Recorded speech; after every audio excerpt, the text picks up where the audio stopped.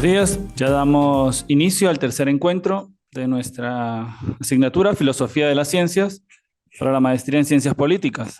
Recordando rápidamente, este camino lo comenzamos entendiendo o comprendiendo qué es filosofía de las ciencias, ese paso que se da del mito, el paso que se da del mitos al logos, es decir, cuando dejamos de pensar de manera ancestral para empezar a pensar de manera racional, dejando claro de que el mito en ningún momento es una mentira, sino es una forma de decir y de expresar los conocimientos que hemos adquirido dentro de dentro de una determinada cultura, ¿sí?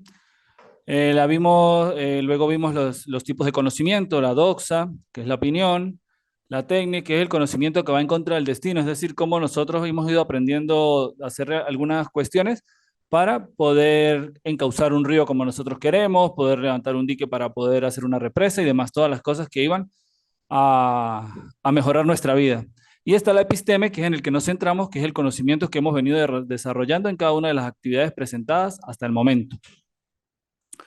¿Qué es lo importante? Tener claro de que la filosofía de las ciencias busca de manera general darnos a conocer los principios rectores del conocimiento científico. En ningún momento nos va a marcar que existe una sola manera de pensar o una sola manera de ver el mundo, sino que existen infinidad de formas y de acercarnos nosotros a ese conocimiento. Recordamos mismo el objetivismo, el subjetivismo, lo que nos plantea Descartes, y los métodos con los que podemos entender poco a poco lo que es el conocimiento. Entonces, es la base para cuando lleguemos a epistemología y a trabajo de grado, tener ya una idea de lo que es el conocimiento de manera general para luego llevarlo a la parte o llevarlo a la particularidad que nosotros necesitamos. Ya hoy en este tercer encuentro vamos a trabajar eh, los tipos de conocimiento para poder que ya nos quede concreto qué es el conocimiento científico y cuál es el conocimiento no científico. Y de ahí vamos a ver algunas ramas de la filosofía que van a ser fundamentales para nosotros poder comprender cuando vayamos a realizar una investigación o, en el caso de ciencias políticas, que todo el tiempo estamos en este ambiente de debates y discusiones, bajo argumentos, cómo podemos sostenerlas y desarrollarlas y entender realmente cómo sería ese discurso, porque no solamente es un discurso hablado, sino también debe ir coherentemente con un discurso escrito. Entonces, de manera sencilla, tenemos qué es el conocimiento no científico. Es el técnico práctico, ¿sí? Como veníamos viendo con la tecne, ya ahí lo tenemos claro. Es religioso, es decir, el conocimiento religioso no es un conocimiento científico. ¿Por qué? Porque es un conocimiento dogmático. ¿Qué es un dogma? Es una verdad absoluta que jamás se puede cuestionar. Quien la cuestione no está dentro de esas creencias o dentro de esos postulados que se están enmarcando.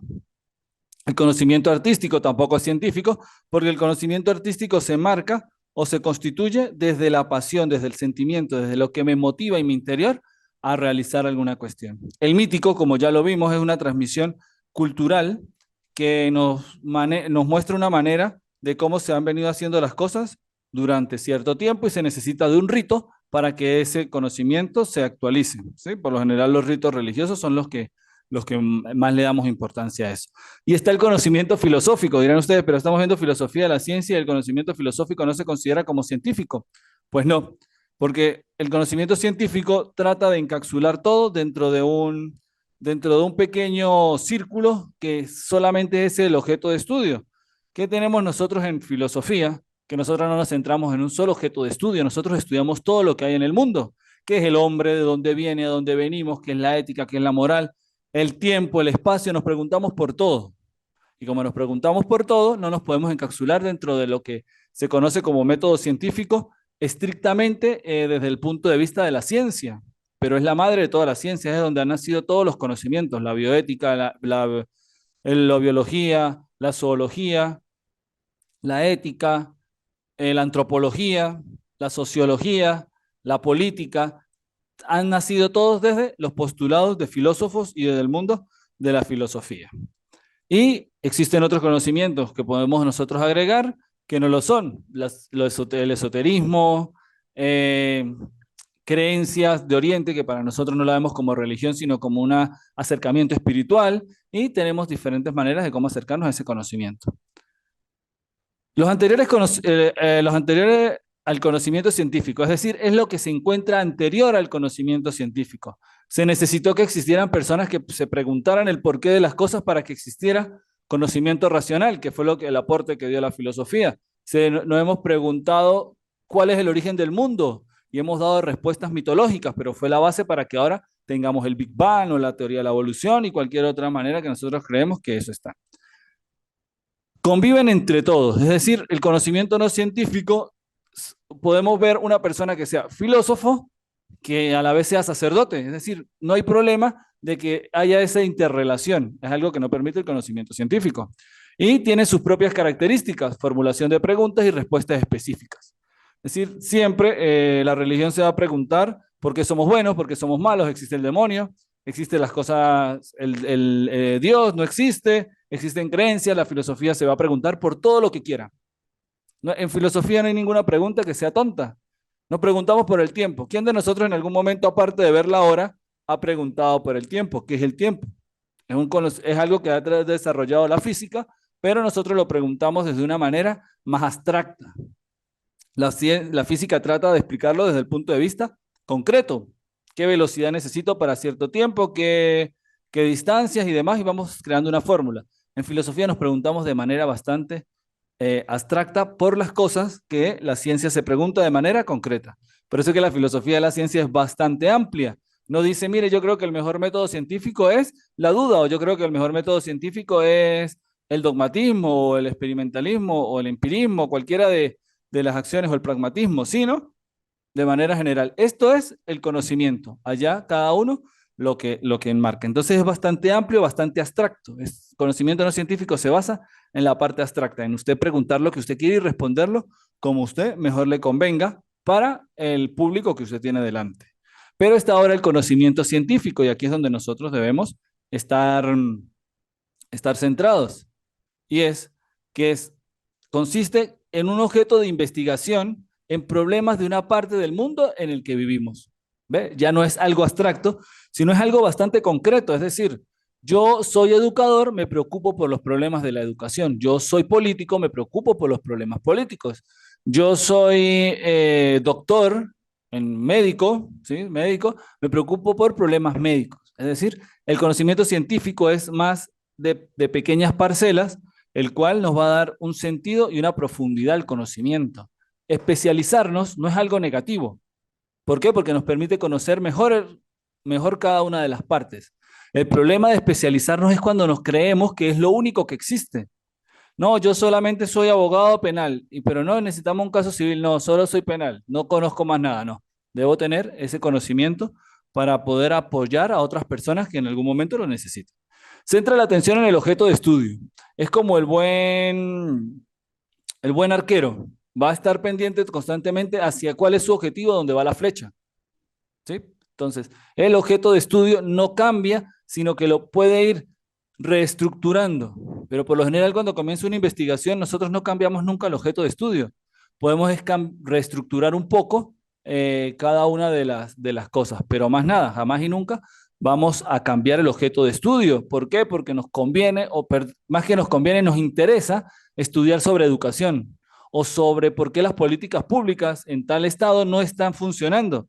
Eso es lo que nos interesa, lo que nos mueve. Entonces, a ese punto vamos. Podemos cambiar un poco el enfoque, podemos cambiar los métodos, cualquier cuestión, pero siempre en la ciencia mantiene su objeto bien claro y es lo que pasa por lo menos con la antropología. La antropología es el estudio del hombre, ¿sí? De preocuparse de todas las preguntas que hace el hombre, de dónde viene, de dónde va, de manera general. Pero cuando ya se hicieron otra pregunta totalmente diferente, pero ¿por qué el hombre reacciona o se relaciona así dentro de la cultura? Nace la antropología cultural. Es decir, un objeto puede modificarse y puede cambiar dependiendo de las particularidades o en este caso sería el objeto, cómo cambia el objeto material de lo que estamos manejando o el enfoque que es la parte formal de la ciencia.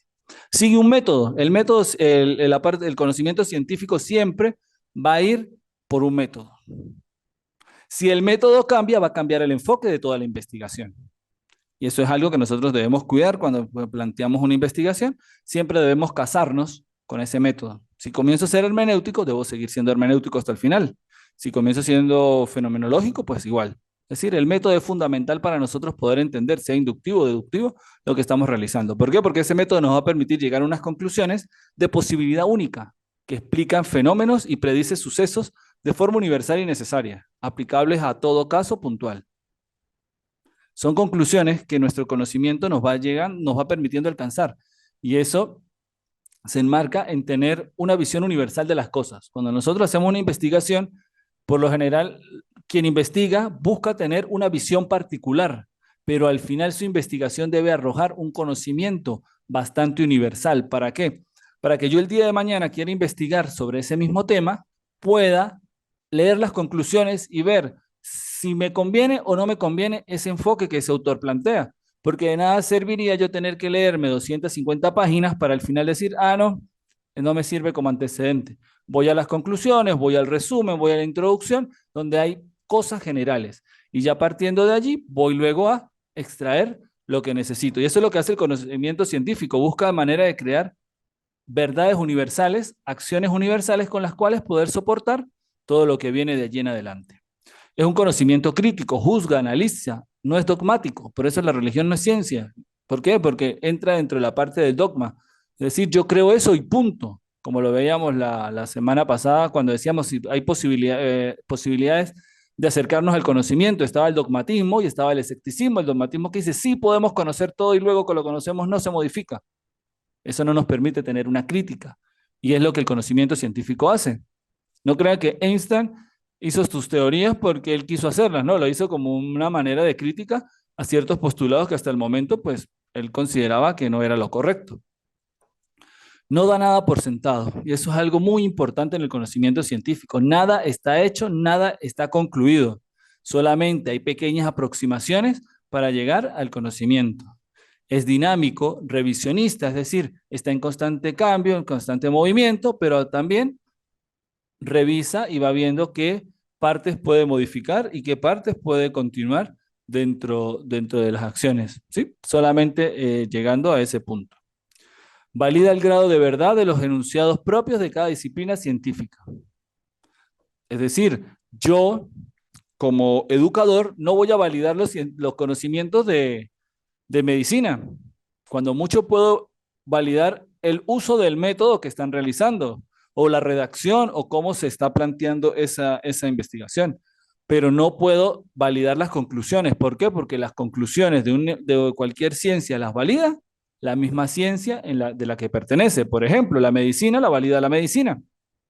Eh, la educación la debe validar la educación.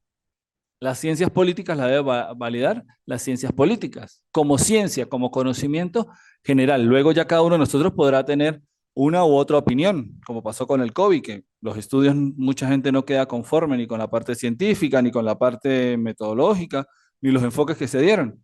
Pero ya no podemos hacer nada. Dentro del mundo científico de la medicina, vieron que esas eran las medidas y la forma más idónea de poder trabajar y de poder subsanar eso que estaba pasando en ese momento. Entonces, nosotros podemos tener opinión, pero lo que realmente importa es que el mismo conocimiento, la misma ciencia nos valide. Ahora, tenemos que tener claro la clasificación de las ciencias. Aquí un poco repetitivo, pero según los autores, el objeto o el enfoque, pues tenemos que estar claro cómo se identifica para que el día de mañana, cuando nosotros vayamos a escoger nuestra ciencia o nuestro método, nuestra manera de acercarnos a hacer conocimiento, estemos claros qué es lo que nosotros vamos a realizar. Primero tenemos según el objeto. Consiste en estudio de entes que conforman su contenido, es decir, según su objeto es cuando yo busco la realidad, busco la situación, busco eso que me motiva, lo que denominamos objeto de estudio, es decir, es esa población que sí tiene un contexto particular y una realidad que yo quiero abordar desde mi perspectiva, y esos son los entes que conforman el contenido. Ellos son los que nos van a dar toda la información fundamental. Estudio de entes ideales, no hace referencia a nada fuera de sí misma, y esa es la primera manera que nosotros tenemos de estudiar esos entes o esos objetos de estudio, que no hace referencia a nada fuera de sí misma. Y eso es muy propio de lo que nosotros llamamos del método deductivo de la parte formal, que son la lógica y la matemática. La lógica es el arte del pensar correcto y matemática es eso o totalmente objetivo que sigue un método y unas premisas para llegar a tener un conocimiento. En este caso, pues por lo general nosotros nos quedamos en la matemática como números, pero la matemática es mucho más que eso. Es un constructo bastante lógico sobre los postulados. Entonces, cuando nosotros decimos es que yo soy cuantitativo porque quiero tener resultados totalmente objetivos y veraces, por eso es que se van a la estadística, por eso es que hay una validación, una confiabilidad, y para poder diagramar y tener unos análisis que creemos, si el investigador lo hace bien, que son totalmente objetivos, porque no vamos a tener opinión, sino solamente números. Entonces, esa es la parte formal. Luego tenemos el estudio de entes reales, que es referencia al mundo fáctico objetivo. Ahí encontramos las ciencias naturales como mundo fáctico y objetivo, y las sociales, es decir, la educación podría ser el caso para una investigación social en la que planteamos qué es la realidad que se vive en un entorno y lo vamos a ir desarrollando. Entonces, esto es, según su objeto, así es.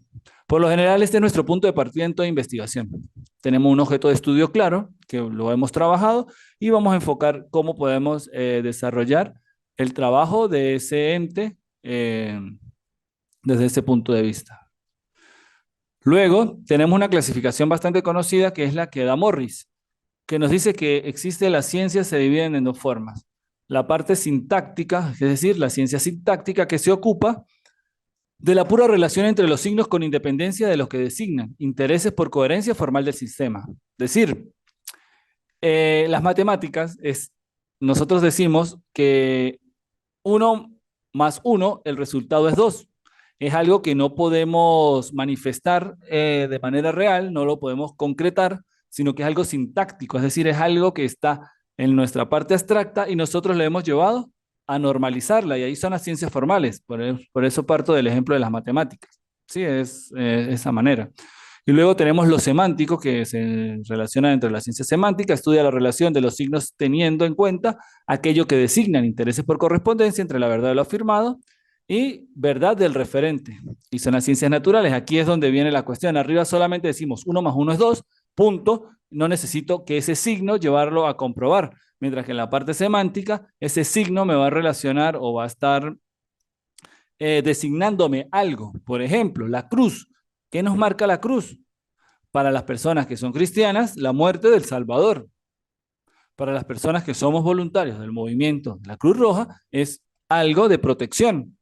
Y para otros la cruz es condena, para los otros es salvación. Es decir, nosotros vamos realizando una relación del signo con una realidad.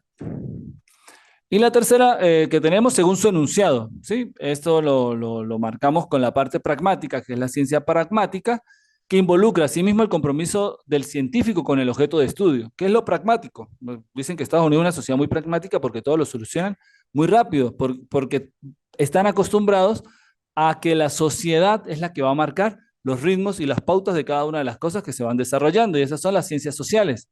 Allí en la parte social nos damos cuenta de que si queremos solucionar algo tenemos que organizarnos y plantear rápido esas cuestiones.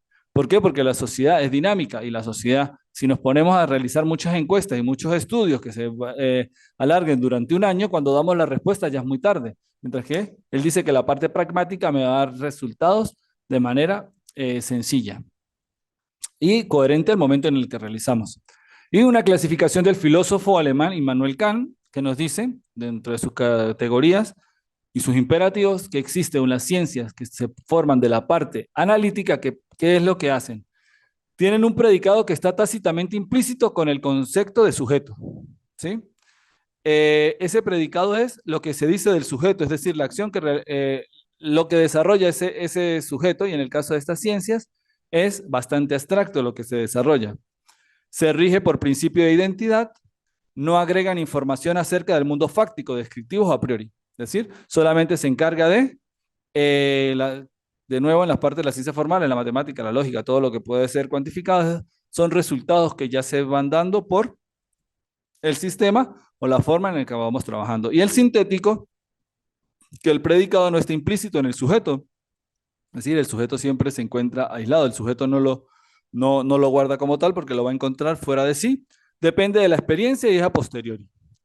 ¿Sí? Que las ciencias naturales y las ciencias sociales, ¿cómo las aprendemos? Siempre es a posteriori. Yo conozco la realidad, por lo menos en ciencias políticas, debo conocer el contexto, la realidad social, las costumbres, la tradición de esas personas, para yo luego tener una propuesta o para yo luego poder entender por qué ese país, ese contexto, esa región, ese municipio, ese estado o provincia tiene ciertas características y por qué ahí votan más por unas personas que por otras. Entonces, voy a tener un contexto bastante claro que me va a permitir entender eso.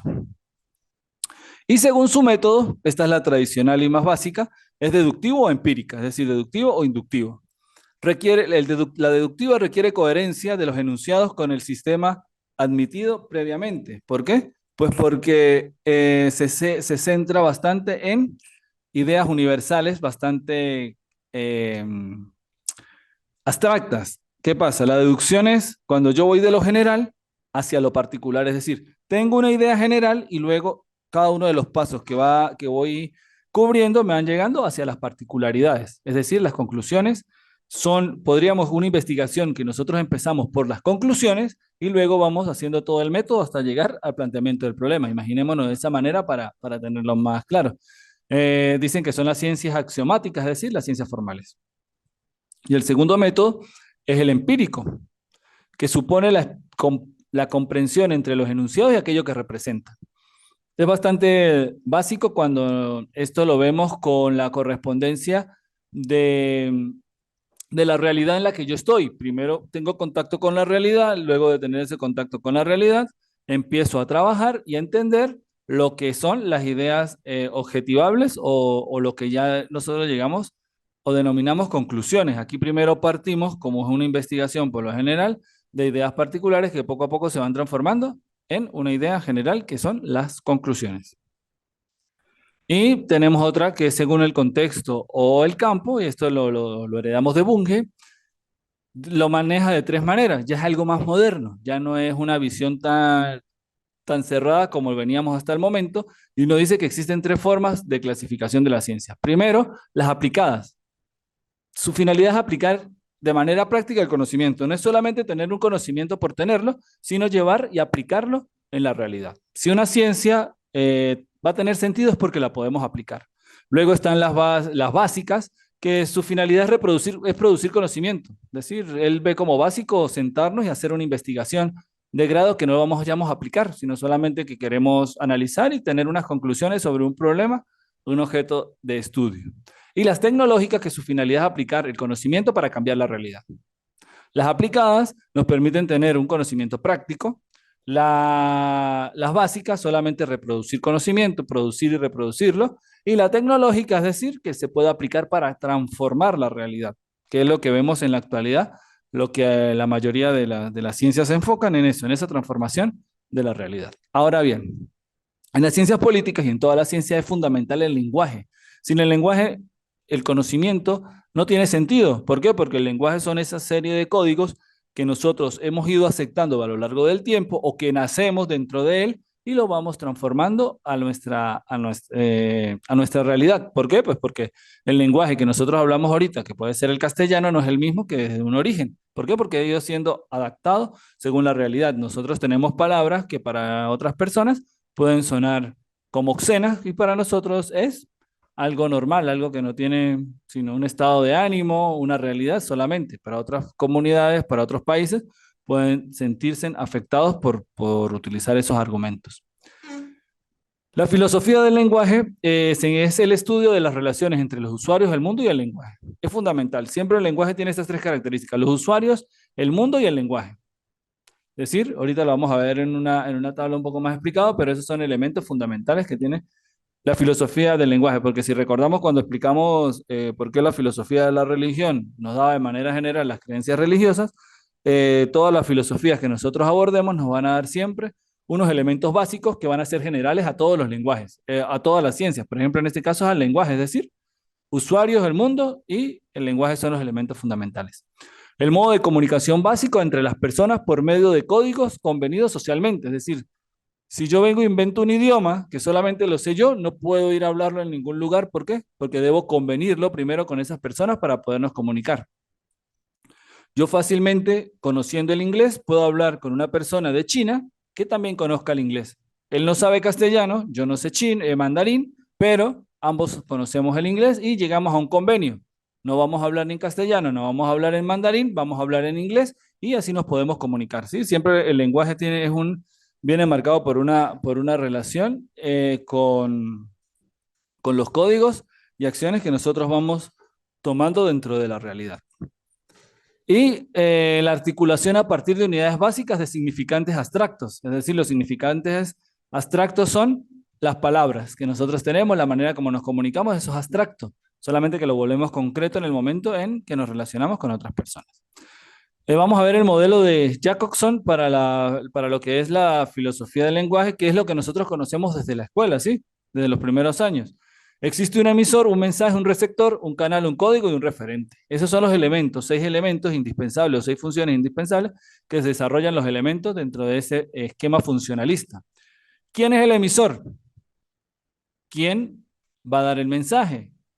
¿Quién es el receptor? ¿Quién recibe el mensaje? Sí, eso es algo básico y algo que nosotros tenemos claro, y más si estamos en las ciencias políticas, que en nuestra especialidad se centra en transmitir mensajes o en recibirlo, pero por lo general es en transmitir mensajes. ¿Y qué características tiene este mensaje? Se transmite por medio de un canal físico, natural o artificial. ¿Sí? Natural o artificial, natural cuando yo hablo con otra persona, artificial cuando utilizo otro mecanismo para poder llegar. Comprensión por un código. ¿Cuál es el código? Es el idioma en el que estamos hablando, es la manera en la que nos estamos comunicando, si es escrita, si es por medio de método Braille o si es en algún idioma particular para poder entenderme con las otras personas. Y existe el referente, aquello de lo cual trata el mensaje contenido, de qué se habla, y ese referente es fundamental. A veces divagamos, no estamos claros y empezamos a divagar, a irnos por las ramas y perdemos hasta cierto punto un poco el sentido. Entonces, un mensaje o cuando nos comunicamos para que sea bastante consono, debe marcarse por que el mensaje tenga un canal que todos lo entendamos, ¿sí? No voy con personas con dificultades auditivas a irme a expresárselo por medio de la radio. ¿Por qué? Porque no vamos a tener ese canal para poder comunicarme con ellos. El código debe estar acordado, es decir, cómo vamos a hablar. Si tengo personas con problemas auditivos, ¿cómo puedo comunicarme con ellos? Es decir, ellos tienen sus códigos que es por medio de el lenguaje de señas y un referente de qué se va a hablar, cuál va a ser el tema y mantenerlo. Es fundamental, y más en ciencias políticas, que tengamos claros en nuestras investigaciones el objetivo. ¿Por qué? Porque las ciencias políticas abarcan tantos espacios y como existen aristas en la concepción de las personas y a veces podemos divagar. ¿Por qué? Porque queremos hablar de 50 cosas cuando nuestro objeto de estudio nos lo delimita a 2 cosas, que es lo que vamos a enfocarnos. Las funciones del lenguaje varían según se haga énfasis en uno u otro aspecto del esquema de las 6 funciones, ¿sí? En un enunciado suele haber más de una función, pero siempre prima una. Es decir, si yo soy el emisor, yo estoy transmitiendo el conocimiento, hay una persona que está sentada al frente mío y yo veo que está bostezando, que se está quedando dormida, que no me presta atención, él también me está transmitiendo un mensaje. Esto no se está entendiendo, lo que usted está diciendo no lo estamos captando o a mí no me importa. Pero también está el receptor, que él está recibiendo su mensaje y por medio de su lenguaje corporal me hace saber cómo se siente él dentro de lo que estamos compartiendo. Es decir, las funciones siempre van. Yo escogería, siendo receptor, el lenguaje, mi mensaje por medio de un código físico que va a ser estar desanimado, los brazos cruzados, durmiendo, prestando la atención al teléfono, y así yo le comunico al emisor que su mensaje de verdad no me interesa o no me está llegando. En la parte de la semiótica, siguiendo a Morris, nos da 3 niveles de 3 niveles de la semiótica. El primero es el nivel sintáctico, ya lo hemos enunciado anteriormente, es la relación de los signos entre sí, es decir, debe haber una correspondencia entre el signo y lo que está y la definición que está planteando. Importancia a las normas establecidas para la coherencia del sistema, sí, eso es lo que importa. Las normas tenemos que estar claros, siempre tener coherencia con la normativa establecida, es decir, el canal, cómo lo va a acercar y demás. Relaciones pueden ser concretas o incorrectas, ¿verdad? Perdón, las relaciones pueden ser correctas o incorrectas. No importa que por lo menos yo veo una cruz y diga, ay, esta gente aquí es cristiana, mira, tienen una cruz. Y cuando me doy cuenta, no, es que esa cruz nos identifica que es un hospital. Ah, ok, me entero. Es decir, puedo estar acertado o puedo estar inacertado. Y por eso debemos estar claros sobre qué estamos hablando para poder que nuestros signos y nuestra relación con esos signos sea correcta. De ser incorrecta debemos aclarar y cambiar un poco el enfoque. Y es fundamental en las ciencias políticas tener esto claro. Los enunciados pueden ser válidos. ¿Por qué? Porque tiene una manera bien o una manera estructurada, una adecuada manera de estructurar la oración. Es decir, por lo menos la mesa es negra. Es decir, por eso es que es un enunciado válido, porque así es como nosotros quedamos para hablar. Un sujeto, un verbo y un predicado que en cierto orden me da sentido a la frase, o inválido. Y aquí tenemos un ejemplo. Negra la es mesa. Es algo incorrecto. ¿Y por qué es incorrecto? Porque nosotros no tenemos esa manera de comunicarnos. Si estuviésemos estudiando latín, nos daríamos cuenta de que ahí hay otra manera diferente, donde el verbo por lo general va al final y el nominativo y sus complementos van de cierta manera ubicados dentro de la oración. Y podemos sonar así. Negra la es, o sería negra la mesa es, tiene algo de sentido, pero no el que nosotros estamos enmarcando. Entonces, en el caso de castellano, que es nuestro idioma, pues lo desarrollamos con nuestras normas de esa manera. Tenemos un segundo nivel que es el semántico. Es la relación de los signos con aquello que representan. Y esto ya no es que yo vaya a tener dos signos y los quiera relacionar, sino que de manera muy adecuada ya el signo me está diciendo qué es lo que enmarca. Por lo menos, una cruz dentro de un templo, automáticamente, ¿qué me va a decir? Que es un templo cristiano, por lo general, católico. Es decir, me lo va a hacer esa relación. ¿Por qué? Porque la cruz dentro de un templo me va a dar ese significado. Trabaja sobre el sentido de las relaciones, es decir, lo que importa es establecer el sentido que tienen la relación, el mensaje, por lo menos, si yo estoy hablando desde filosofía de las ciencias y termino aquí hablándoles de medicina, ustedes van a decir, pero ¿qué sentido tiene? O sea, ¿por qué el signo que me está representando es filosofía y termino hablando de medicina? Enunciados pueden ser verdaderos, ¿sí? Los enunciados pueden ser verdaderos. En este caso, hay un error aquí, o sea, el agua hierve a 100 grados centígrados. Eso es algo verdadero, ese enunciado es verdadero. La ciencia nos ha comprobado de que el punto para hervir, de bullir el agua son 100 grados centígrados. O falsos, el agua hierve a 5 grados centígrados. Es algo que no hay ninguna prueba que nos diga, que nos demuestre que realmente eso eh, hierve a los 5 grados. Y son las ciencias empíricas las que dictaminan la verdad o falsedad de los enunciados. Sí, la ciencia empírica es la ciencia que tiene relación con la parte que nos relacionamos constantemente con el mundo circundante y ahí es donde viene la falsedad. Si yo coloco el termómetro y si el agua no llega a hacer burbujas a 100 grados, sino en 200 grados, estamos equivocados y tenemos una mala percepción, pero si lo hace en 100, llega a su punto de ebullición, pues quedaría claro de que es una relación de signos que es coherente y por tanto es válida. Y tiene el tercero, el nivel pragmático, que nos plantea Morris, que es la relación de los signos con sus usuarios, uso e interpretación. Tenemos las señales de tránsito. Tenemos un semáforo. En rojo, me detengo. En amarillo, reduzco velocidad, aunque no lo hagamos por lo general. Y verde, tengo vía libre. ¿Por qué? Porque es algo que ya lleva a la práctica, no es solamente un signo para identificar, sino que es algo bastante vivencial y bastante del uso y la interpretación que yo le voy dando a cada uno de esos signos que me voy encontrando. Rojo, me detengo. Amarillo, voy a reducir velocidad. Verde, tengo paso para la interpretación que yo le doy en el uso que voy planteando. Otra de las ramas importantes de la filosofía o que encontramos dentro de la filosofía de las ciencias es la epistemología. ¿Y por qué la tocamos aquí? Para que ya tengan una base introductoria cuando vayan a ver epistemología o métodos investigativos, estén claros, perdón, estén claros de qué es lo que vamos a desarrollar y qué es lo que vamos a ir viendo en ese sentido. Definición. Es la rama de la filosofía cuyo objeto de estudio es la construcción y constatación del conocimiento científico. ¿Ves? Construcción y constatación. ¿Qué hacía la filosofía de la ciencia? Clasificarnos el conocimiento. Epistemología nos viene a decir que es la construcción y constatación del conocimiento. Proviene del griego episteme, que es conocimiento, ¿sí? Más logos, que es teoría, tratado, es decir, es la teoría del tratado sobre el conocimiento. Nace en la era moderna, en el siglo XV, siglo XVI aproximadamente, donde se define el sujeto moderno. ¿Con quién? Con René Descartes, que es el sujeto moderno es individual, racional y experimental.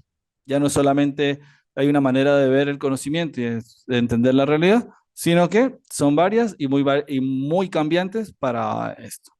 Hay algo claro y fundamental. No hay que confundirla primero con metodología, que la metodología es el procedimiento para la construcción del conocimiento científico, es decir, los pasos, el camino, el famoso O2, con el que nosotros vamos a ir construyendo poco a poco nuestro conocimiento.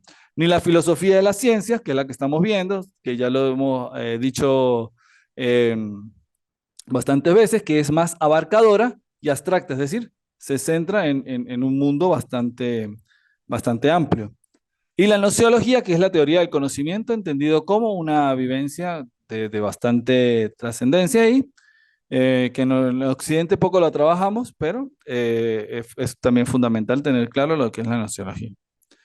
La lógica.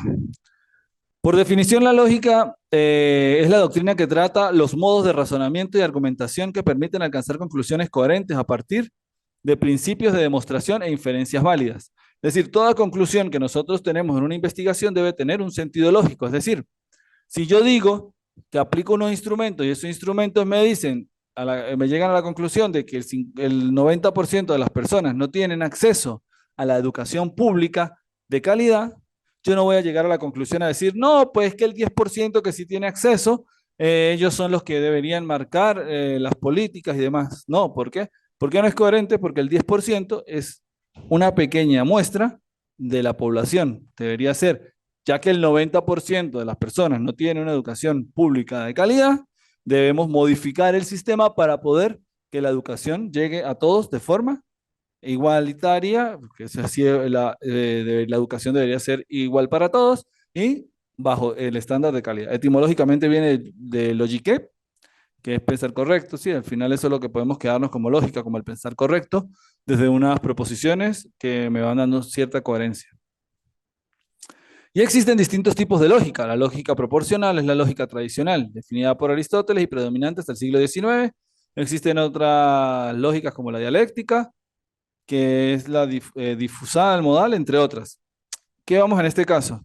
Que la lógica la podemos utilizar para la verdad o también para manifestar una idea que muchas veces puede estar contraria a la verdad. ¿Por qué? Porque manipulamos las premisas. Como se constituye de premisas, es decir, de ideas bastante cortas, las podemos manipular para dar uno u otro sentido. Y aquí tenemos una tabla general de lo que podríamos clasificar como la lógica tradicional o antigua, que es la que por lo general nosotros estudiamos en las escuelas, cuando tenemos la oportunidad de ver lógica, en las universidades, perdón.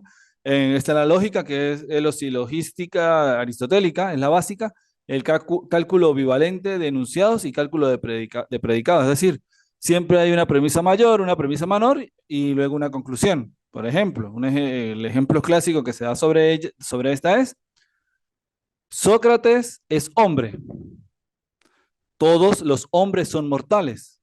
Luego, por tanto, Sócrates es mortal. Sí, ese es el pensamiento básico de esa lógica tradicional. Luego tenemos la lógica medieval, que es la escolástica, que es la sistematización de la lógica tradicional. Ya los enunciados son un poco más profundos y lo trabajan en cuestiones que luego van dando questions, que es como ellos los llaman, que al final va a dar una conclusión sobre la idea que se está planteando o el tema.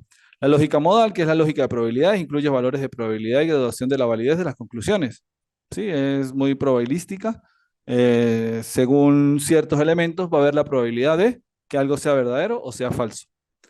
La lógica deóntica, que es la variación de la lógica modal, lógica de deber ser y de las normas, es decir, una lógica que parte, nace y muere en las lógicas, perdón, en las normas y las leyes que nosotros tenemos. Se actúa de esta manera porque la ley me dice que actúe de esa manera. Y la lógica epistémica, que también es una variante de la lógica modal, es decir, se permite que hayan probabilidades Formaliza enunciados de conocimiento y de creencia, ¿sí? Lo que veníamos hablando. Mi conocimiento va a ser coherente si mis postulados también, pues mis conclusiones van a ser coherentes y cada uno de los postulados que yo voy desarrollando, pues también lo son. Aquí tenemos de manera las tres principales corrientes de la filosofía de la ciencia.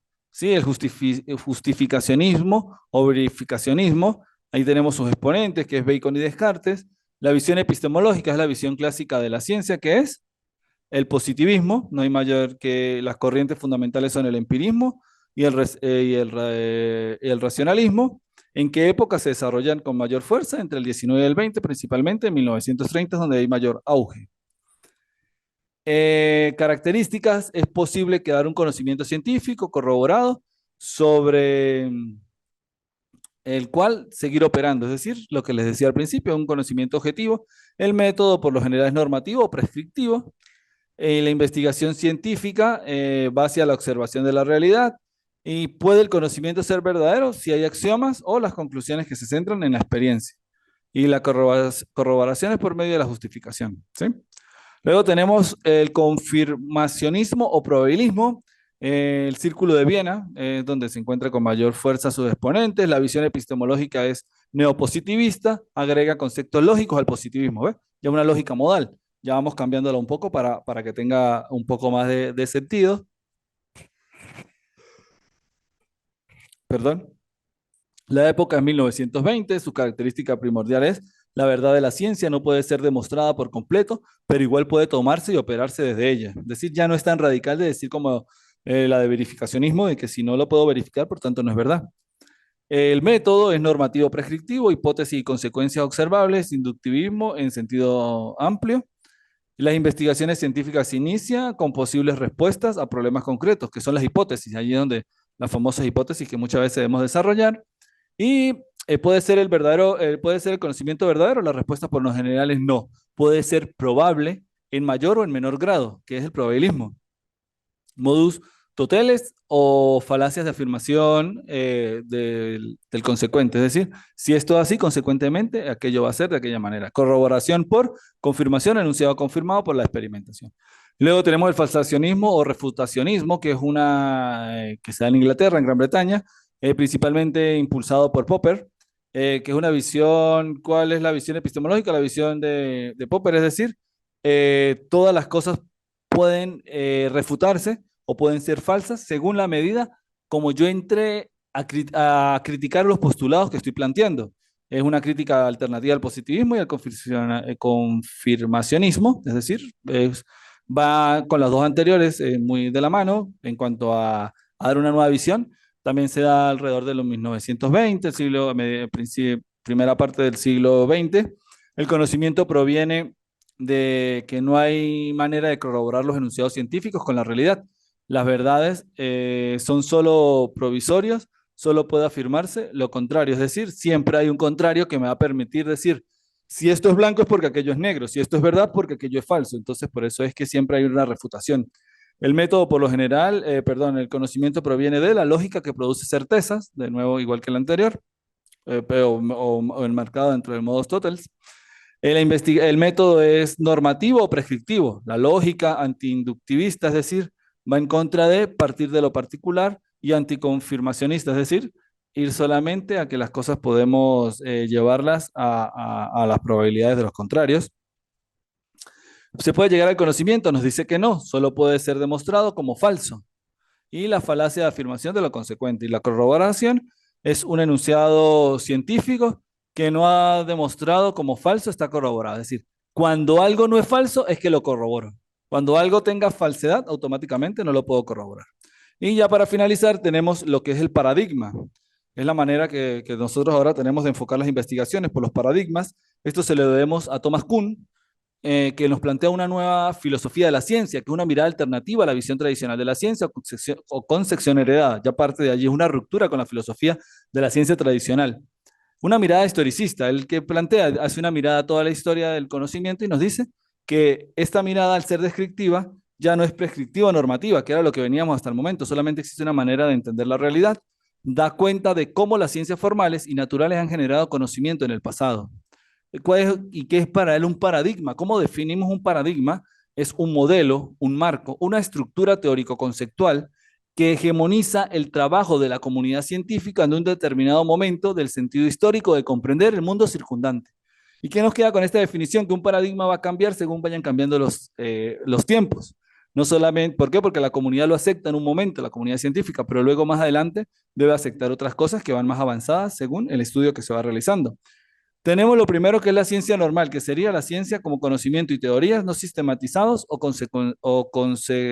consensuados, es decir, el conocimiento que viene tradicionalmente, algo objetivo, ¿sí? La podríamos poner, no sé, los tratados de Vygotsky sobre educación, ¿sí? Que se ha ido, esas teorías se han incluido dentro de la educación y lo podemos partir de que esa es la única, pero luego ¿qué viene? Yo analizo y comprendo eso.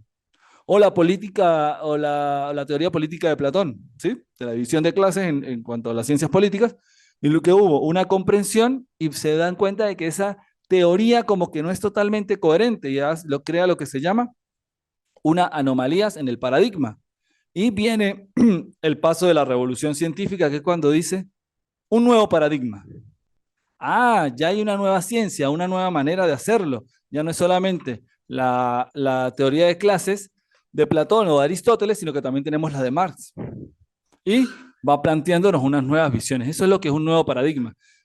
Y luego de ese nuevo paradigma me va a generar muchos otros paradigmas que según el tiempo y las realidades, pues va a ir enmarcándose y vamos a irlas comprendiendo. Los paradigmas son inconmensurables e incompatibles, es decir, no puedo, por eso es que en investigaciones dicen que el quali quanti, no, nunca podemos utilizar esos métodos mixtos. ¿Por qué? Pues porque son incompatibles, vienen de paradigmas totalmente diferentes y por tanto no van a poder ser algo positivista, sociocrítico, fenómeno. No, o sea, es algo que no lo podemos enmarcar de esa manera, algo interpretativo, sociocrítico y positivista, no, es positivista, es sociocrítico o es o es se me fue, o interpretativo. Se suceden de modo no lineal, no progresivo y no acumulativo. El origen de una revolución se da por la cantidad o calidad de anomalías, problemas irresolubles dentro de un paradigma, pero la elección de un paradigma u otro es finalmente por un criterio extracientífico, ¿sí? Eso es lo que veníamos explicando. Y es muy importante en este rol la comunidad científica, que supone que trabaja de manera organizada, es conservadora, define un paradigma, no es pluralista, no admite fácilmente nuevas ideas, no admite el ámbito de la pura racionalidad. Es decir, tenemos que tener diferentes maneras para poder concretar y entender lo que es un paradigma a lo largo del tiempo. Por eso es que a veces los paradigmas cuestan tanto en asumirlos, los nuevos. ¿Por qué? Pues porque es una visión bastante fuerte para que sea aceptada. Hasta aquí llegamos al, a lo que perseguíamos con este curso, que tengamos la idea general de lo que es las ciencias desde el punto de vista de la filosofía.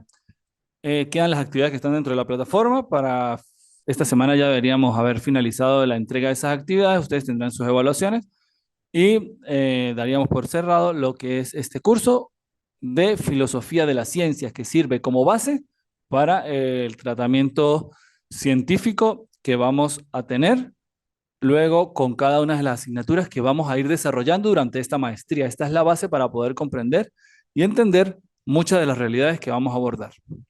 Que tengan feliz día. Muchas gracias por la atención.